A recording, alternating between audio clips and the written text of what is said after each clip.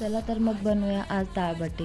डाळबट्टीसाठी आपण जे मिश्रण बनवणार आहोत त्यासाठी 2 वाटी गव्हाचे पीठ, अर्धी वाटी बेसन पीठ, अर्धी वाटी रवा आणि अर्धी वाटी जे की आपलं खुसखुशीत व्हावं ह्यासाठी मी थोडंसं कॉर्नफ्लॉवर टाकलं आहे. त्यानंतर ह्यामध्ये मी ओवा, जिरे याची बारीक पूड करून किंवा थोडेसे बारीक करून मी ह्यामध्ये ते टाकले आहेत.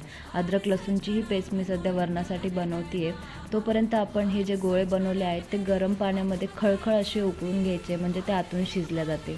त्यानंतर साईडला काढून थंड करून घ्यायचे आणि त्याचे असे काप बनवायचे जे की तळण्यासाठी इझी होईल.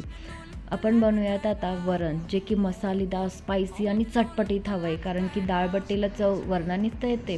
त्यासाठी मी घेतलं आहे खूप सारे खडे मसाले, खूप सारे नाही म्हणता येणार बट थोडे खडे मसाले, अद्रक लसूण, कांदा लसूणची पेस्ट आणि थोडंसं खोबरं, ज्याने की वरणाला खूप छान अशी चव येते. हे सगळे मसाले आपण तेलामध्ये छान भाजून घेतले, परतून घेतले. त्यामध्ये शिजलेली डाळ आणि हो, ते पाणीसुद्धा टाकलं ज्यात आपण बट्ट्या शिजवल्या होत्या. इकडे आपण बट्ट्या तळून घेत आहोत आणि आपलं वरणही उकळतं आहे. आपण बघू शकता खूप खुशखुशीत अशी माझी बट्टी झाली आहे, जी की खूप चवदार आणि टेस्टी होती. Thank you for